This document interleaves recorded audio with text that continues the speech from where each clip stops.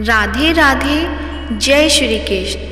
प्रिय भक्तजनों, आप सभी का मायरा बॉयज़ चैनल में हार्दिक स्वागत है। आप सभी का दिन शुभ और मंगलमय हो और कान्हा जी आप सभी की मनोकामनाएं पूर्ण करें, ऐसी कामना के साथ ही आज की इस वीडियो में हम सुनेंगे कार्तिक महात्म्य अध्याय 16। उसका शुभारंभ करने से पहले सुनते हैं कार्तिक स्नान की कहानी। तो प्रेम से बोलिए लक्ष्मी नारायण भगवान की जय हो। एक गांव में गरीब बुढ़िया रहती थी। उसका अपना सगा कोई नहीं था। वो दिन रात कान्हा जी की भक्ति में लीन रहा करती थी और रोज सुबह गंगा स्नान करने जाती थी। उस निर्धन बुढ़िया की भक्ति से भगवान कृष्ण बहुत ज़्यादा खुश थे और वो खुद उसकी कुटिया की खिचड़ी पर एक कटोरे में खिचड़ी रखकर रोज चले जाते थे, जिसे कि वो बुढ़िया नहाकर आने के बाद खा लेती थी। बरसों तक ये सिलसिला चलता रहा, लेकिन उसकी पड़ोसन को इस बात की काफ़ी जलन थी। एक दिन जब बुढ़िया नहाने गई थी और कृष्ण जी उसके घर की खिड़की पर खिचड़ी रख कर गए, तो वो दुष्ट पड़ोसन ने वो खिचड़ी का कटोरा घर के पिछवाड़े फेंक दिया।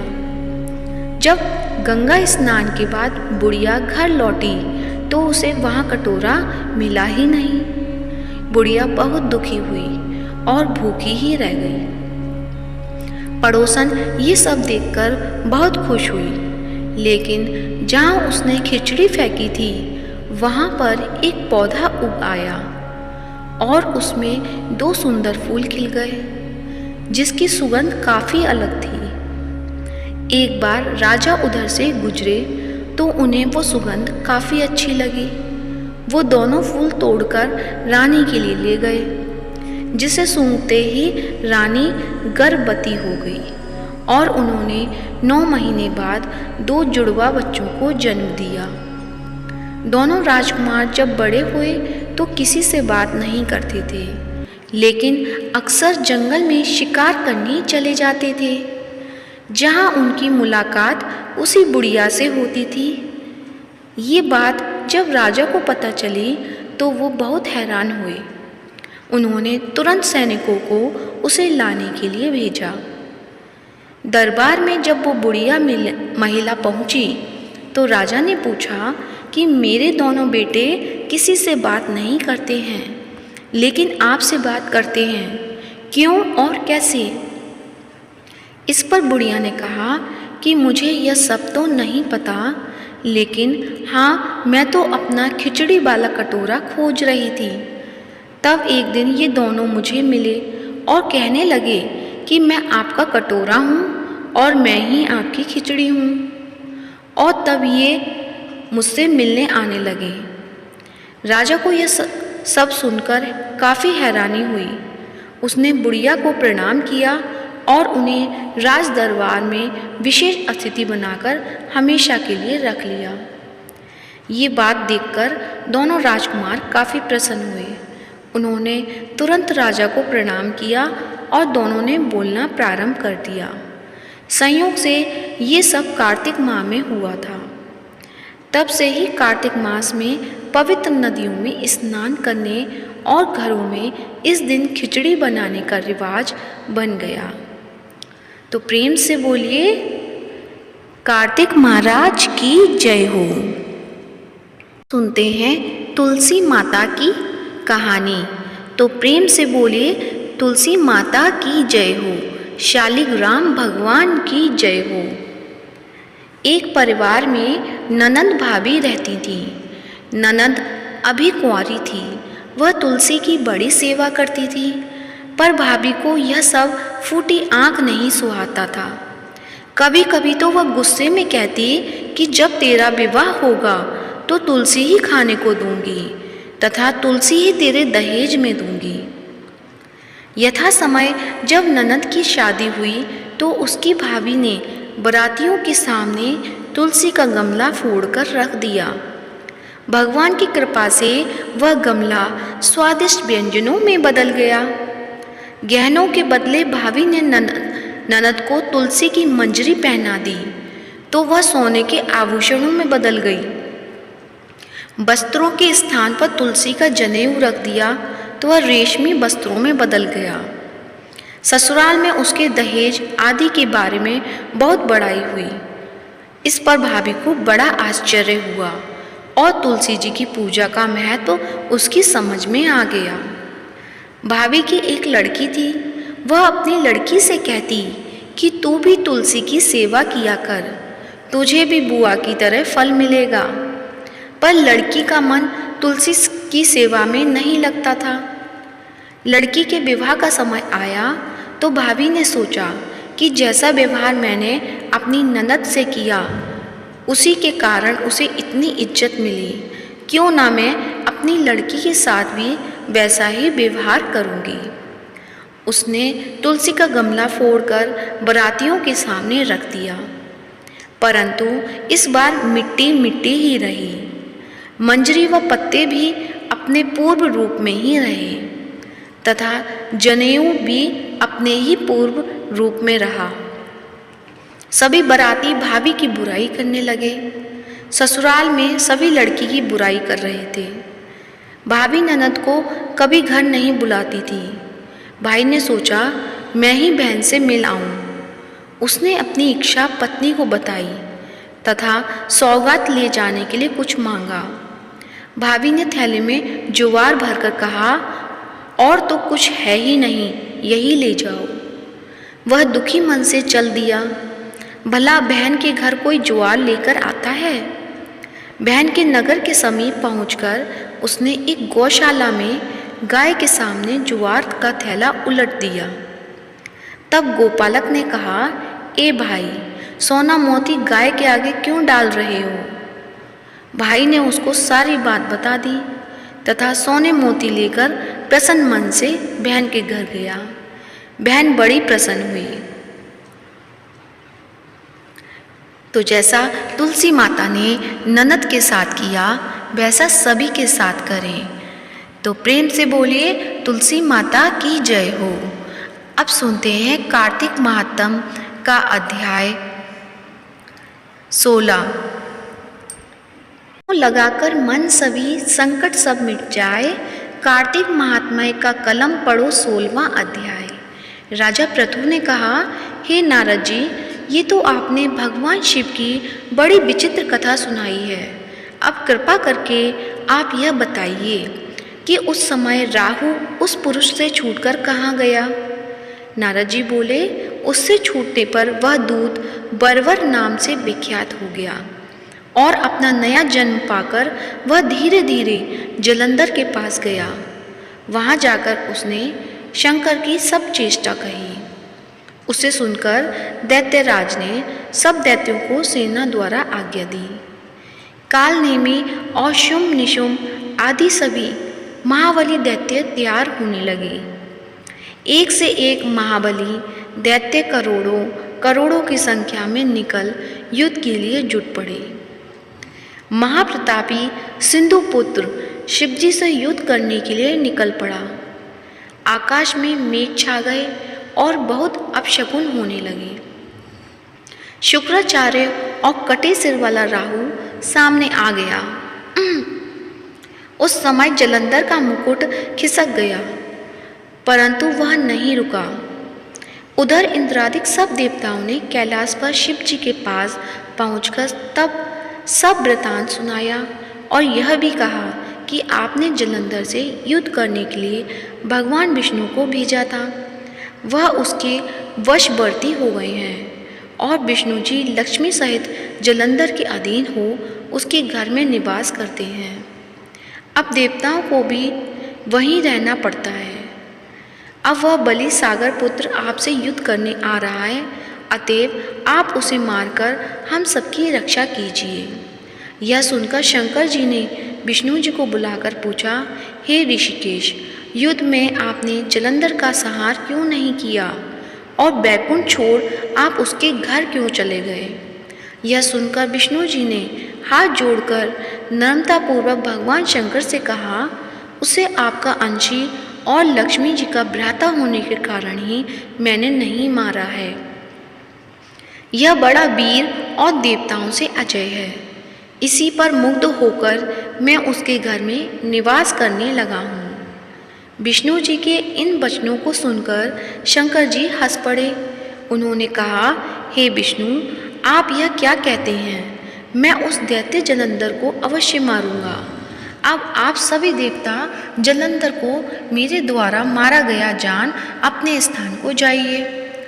जब शंकर जी ने ऐसा कहा तो सब देवता संदेह रहित होकर अपने स्थान को चले गए। इसी समय पराक्रमी जलंधर अपनी विशाल सेना के साथ पर्वत के समीप आ कैलाश को घोर सिंहनाद करने लगा। दैत्यों के नाद और कोलाहल को सुनकर शिव जी ने नंदी आदि गणों को उससे युद्ध करने की आज्ञा प्रदान की। कैलाश के समीप भीषण युद्ध करने होने लगा। दैत्य अनेकों प्रकार के अस्त्र शस्त्र बरसाने लगे।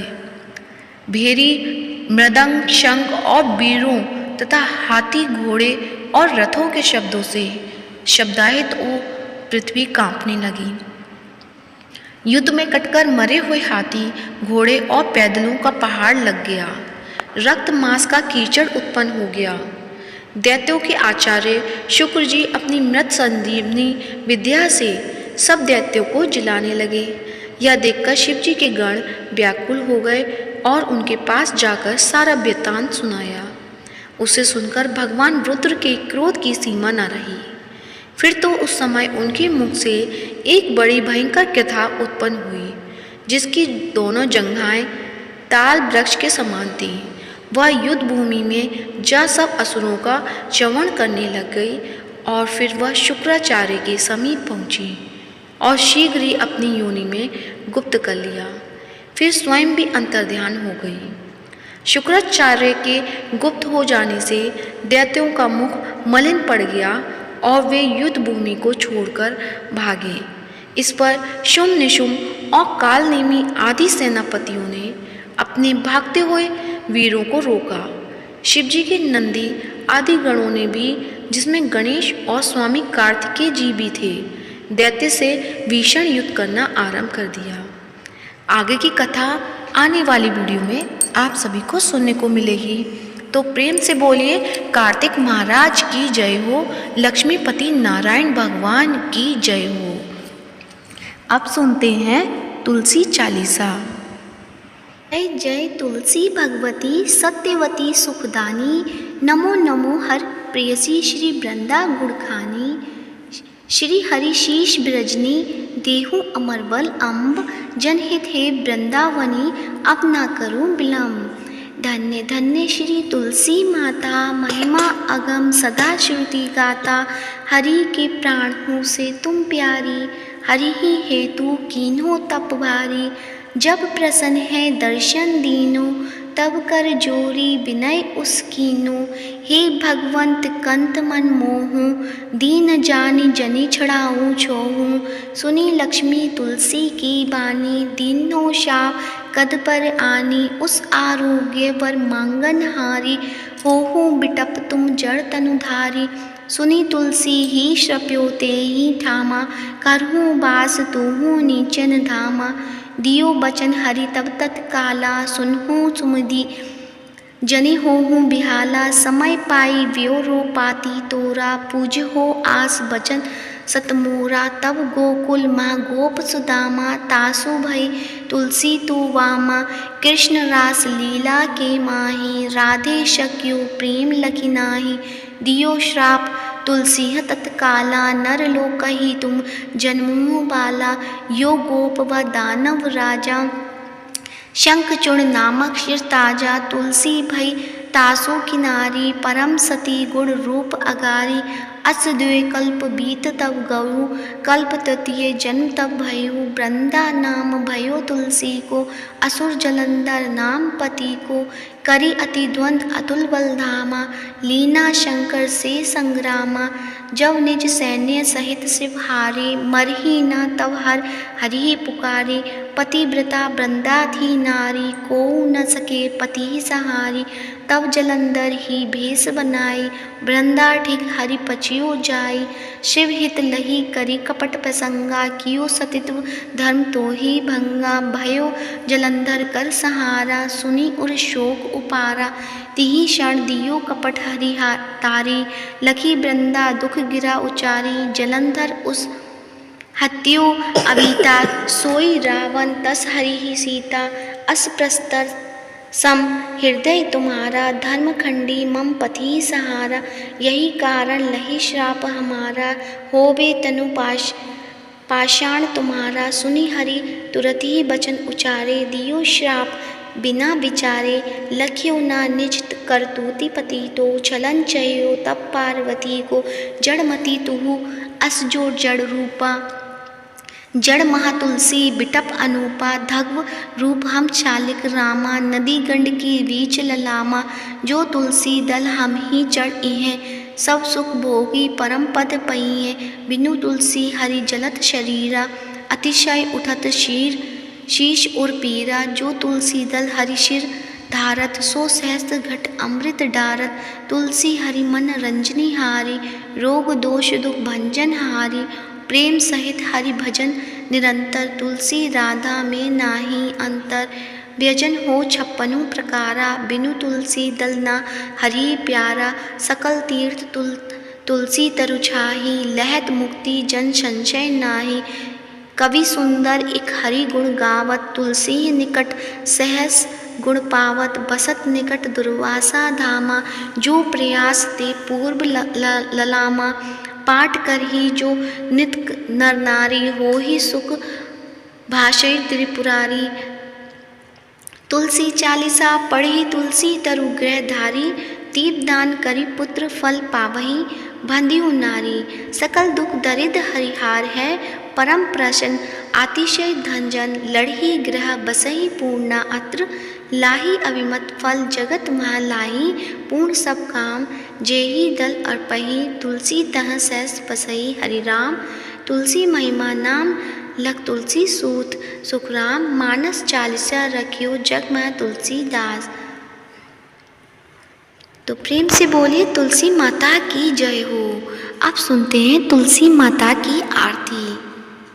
तुलसी महारानी नमो नमो, हरि की पटरानी नमो नमो, धन तुलसी पूरण तप कीनो, शालिग्राम बनी पटरानी, जाके पत्र मंजनी कोमल, श्रीपति कमल चरण लपटानी, तुलसी महारानी नमो नमो, हरि की पटरानी नमो नमो, धूप दीप नैवेद्य आरती, पुष्पन की वर्षा बरसानी, 56 भोग क्षति 100 व्यंजन, बिन तुलसी हर एक न मानी, तुलसी महारानी नमो नमो, हरि की पटरानी नमो नमो, सभी सखी मैया तेरे यश गावे, भक्त दान दीजिए महारानी, तुलसी महारानी नमो नमो, हरि की पटरानी नमो नमो। तो प्रेम से बोलिए तुलसी माता की जय हो, शालिग्राम भगवान की जय हो। आशा करती हूँ कहानी आपको अच्छी लगी होगी।